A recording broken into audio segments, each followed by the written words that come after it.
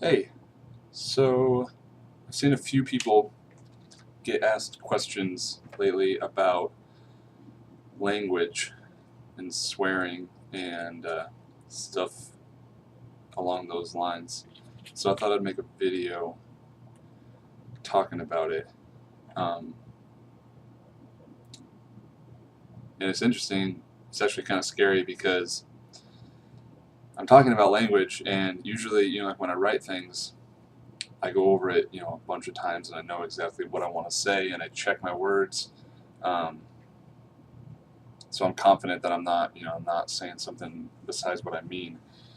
Making a video is different because I don't have like a script or anything, um, and I'm just talking as I go, and so like I'm prone to make mistakes. Um, so if I say something that's wrong, call me out on it. Uh, but I guess this is partly just an exercise for me to be more confident in speaking candidly, I guess. Oh, and don't, I have no idea. I have no clue what's going on with my hair right now. It's like 174 degrees outside. Um, so take it easy on me with that. But so language is, I don't know, it's something that we. So there's three main things that I usually think about when I started just thinking about the idea. Like what is godly language, what is sinful language, or good or bad, or however you want to frame that sort of dichotomy. Um, Firstly,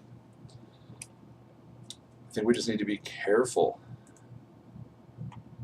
with what we say. I think we can focus on language that's offensive really easily. Um, I think just as dangerous and just as wrong is language that's careless. It doesn't have a lot of thought behind it. Colossians 4:6, let your speech always be gracious, seasoned with salt, so that you may know how you ought to answer each person. Um, Ephesians 4:29 and Colossians, like seasoned with salt, like never mind. I'm not gonna go down that trail, but um, Ephesians 4:29, let no corrupting talk come out of your mouths, but only such as is good for building up, as fits the occasion, that it may give grace to those who hear. Um, which I think is just a really rough paraphrasing of that is like be careful and be loving.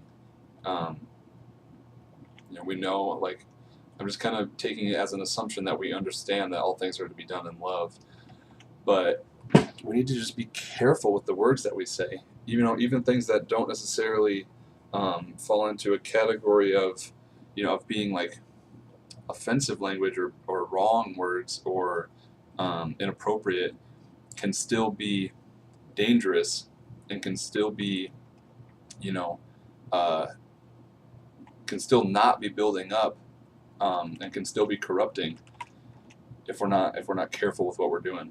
Um, Secondly, can we not be so legalistic about words?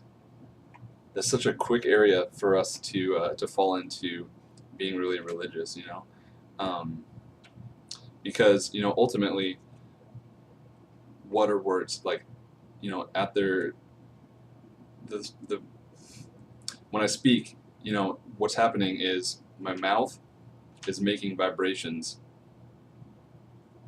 that you perceive as sounds and that we've attached meaning to.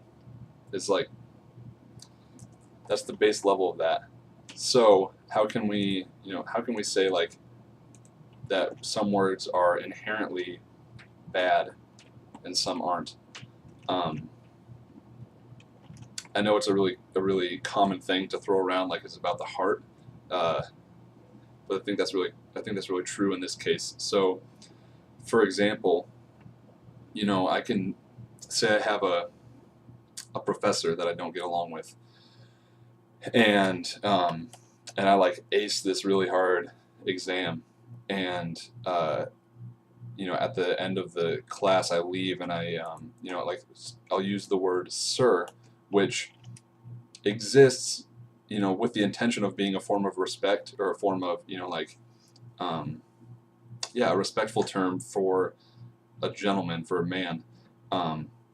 But if I'm boasting, if I've got my ego running wild, from passing that test, I might leave and be like, and use that really sarcastically, in a way that's not very respectful at all, and and that's corrupting language. That's not gracious. That's not seasoned with salt.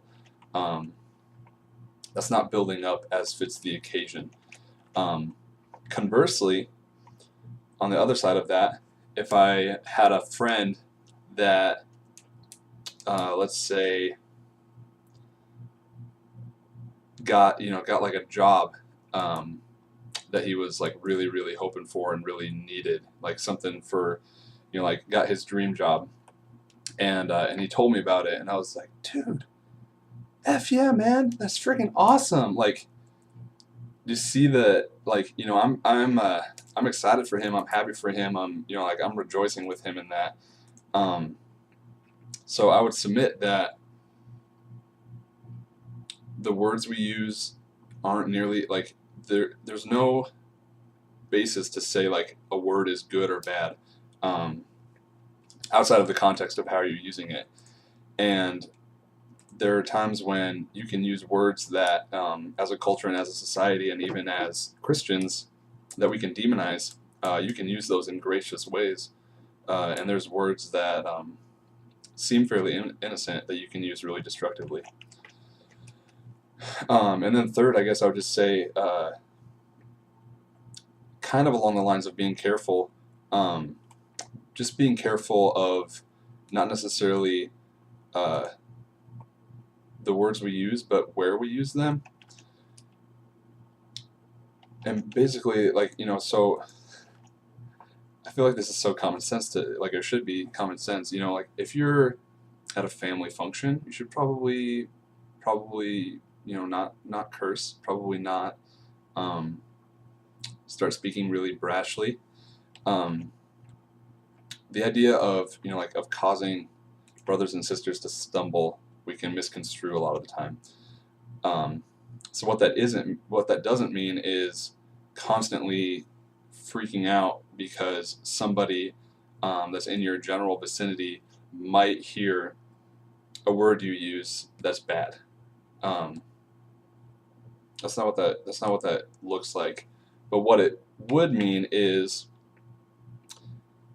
if I'm engaging with, like a teenage kid that just came to faith and just got saved, and was living a really rough lifestyle before that, I'm gonna watch what I say. I'm gonna happily, remove some things from my vocabulary, not because they're wrong in themselves, or not because I want to use them in destructive ways, but because if I do use them, it can cause confusion, or it could lead them into wanting to use them for their own destructive means. So don't, we have liberties, and liberties are a gift of grace, and they're something that we should celebrate, but they're also something that we should be willing to give up at, at any time, if it would be to the benefit of our brothers and sisters. So I just want us to be careful. I want us to not demonize each other. If someone says shit and you think that is a shitty thing to do,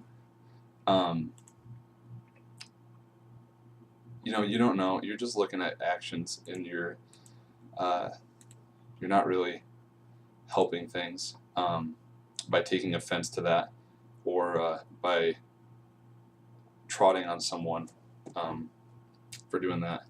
And just know who you're talking to. And if you don't know, just be careful. Like, just err on the side of caution. Yeah, that went a little bit longer than I thought, but that's what I got.